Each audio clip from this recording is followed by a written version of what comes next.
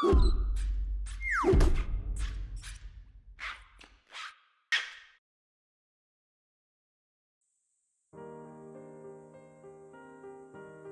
divide between e-readers and tablets with e-paper screens has never been clearer.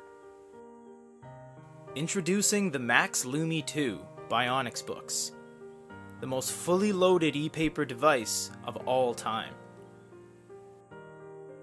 It has 6 GB of RAM with 128 gigs of onboard storage, a glow light, and a 13.3-inch note-taking screen using the new Carta 1250 technology.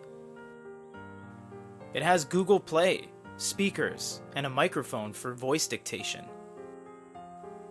It can be used as a secondary monitor under its own power, and all of this costing less than $900.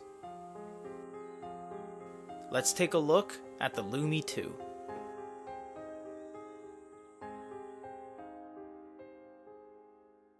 Looking at the pen to start things off, it's a little bit strange. It's an all-new Air style pen, but it's actually a different build. It's shorter, it's a different color, and it's not using the Air tips. It's using the stock tips for the Note line. The Note Air pen itself does work on this unit, but the nibs aren't transferable. Also, despite having a magnet snap built into the pen itself, it can't snap to the device. The home screen is laid out in a way that's very familiar. They have their center operating area with everything on the side: library, store, notes, storage, apps, and settings. Everything is extremely fast. You do have your floater ball as well. You can move this around and you can actually get rid of it altogether, but it does have some interesting features. If you're in a menu, you can swipe up from the bottom and this will actually go back and it will take you home as well, like so. If you tap the top or swipe down, you get everything you need up top. E-ink center, Bluetooth, Wi-Fi, everything icon based here.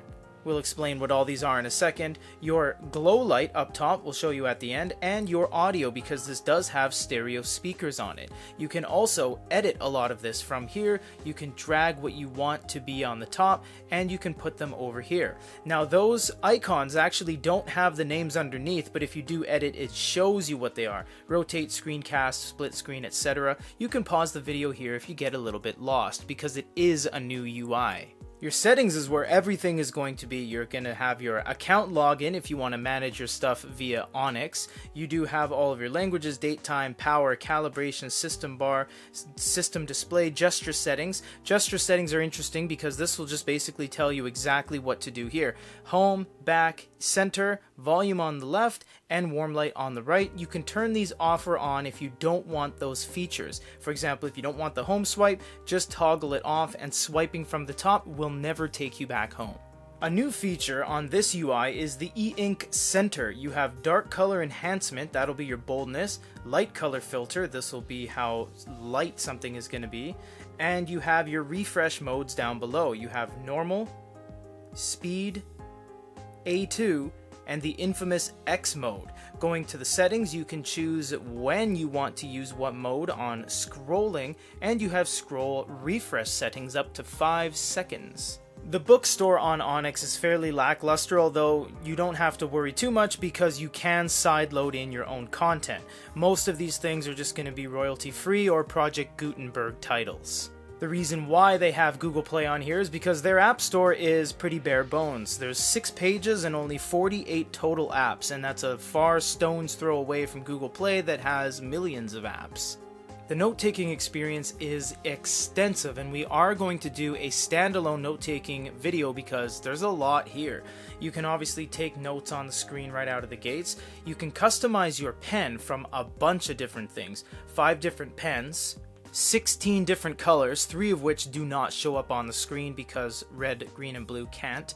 You have line width, and of course the entire device has pressure sensitivity as well.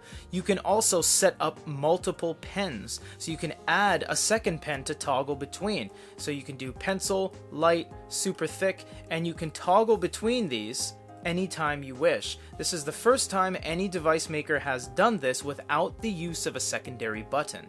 5 total pens can be added up top. Because none of their pens now have erasers, you're going to have to rely on the erase function on the left. You do have some shapes as well. You can double tap that to bring up all these geometric shapes. They have a bunch of different shapes, different styles, broken dots, dotted, Morse code style. You simply click on something and you make a perfect geometric shape every single time. The eraser has mobile eraser, stroke, area, erase current layer, and erase all layers. So if we erase the current layer, we can actually add more layers. You can add as many layers as you want to a total of 5 plus template. So that's 6 layers total. If we go to layer 4, for example, and we click on our pencil, then we go over to, say, layer 3, and we click on our marker. If we were to lasso a certain area and move it away, it's only affecting the top layer and every other bottom layer is unaffected. The lasso tool can also be a very useful addition to being able to move something around, stretch it, change the dimensions, or even rotate and copy and paste it. You can copy it, you can stamp it on another page if you've drawn something very technical. Sky's the limit.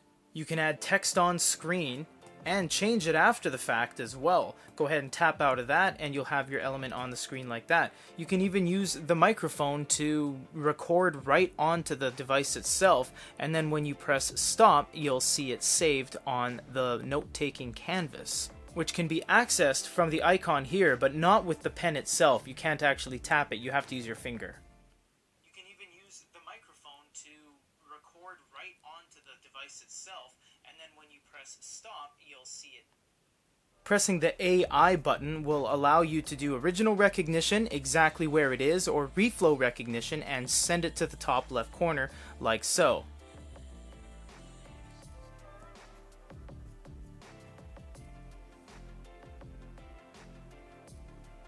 Down here at the 3 dots, you have even more settings. Manage your recordings, insert images, share via apps on your device itself, export the image to a PDF or an IMG, full refresh, delete, save, etc. There's a lot you can do here, and again, we're going to get into this in a full standalone note-taking video, so check our YouTube channel for that.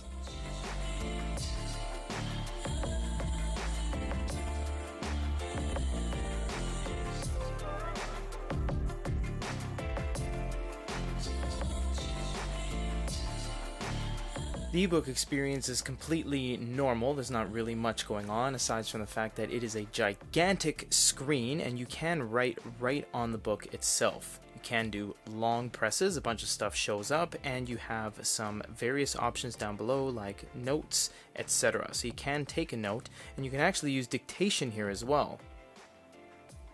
I'm going to take a note on this, and it just shows up right away. So that's the beauty of that. Oh, it's actually still writing as I do it, so I can just cancel out of there. There are a ton of ways for you to change fonts, styles, spacing. There's a absolute massive amount of settings here, as well as contrast, split view, dark color enhancement, sharpen image, progress bars. It's a lot. So aside from just being able to read and being crisp in and of itself, there are a ton of customizable options with this unit. Left it to his company. Perhaps. He hasn't left it home. That's all I know. This pleasantry was received with a general laugh. It's likely to be a very cheap funeral. Said the same speaker. Surprisingly, the TTS, or text-to-speech, is really good for side-loaded content. Usually it is a person trying to speak English that usually has another accent. In this case, it was a fairly natural experience.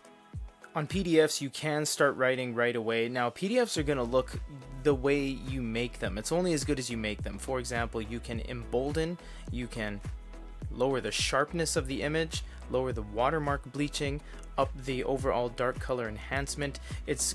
Or vertical mode. In horizontal mode, you're going to have a split screen left and right, horizontally with a vertical line. Now you can do things on one side, like the web browser, and you can take notes on the other. So you can take notes over here and scroll up and down on here. Now you do have to activate each side. For example, if I'm over here and then I try writing, it's not going to do anything I have to wait until it activates. This is pretty industry standard with a lot of devices like Fujitsu, etc. And they both work autonomously. The pinch and zoom over here will not affect the one over here. And it's not just note taking. You can go back and you have your UI. You can go to your apps, you can go to your books, clock, dictionary, anything you have installed.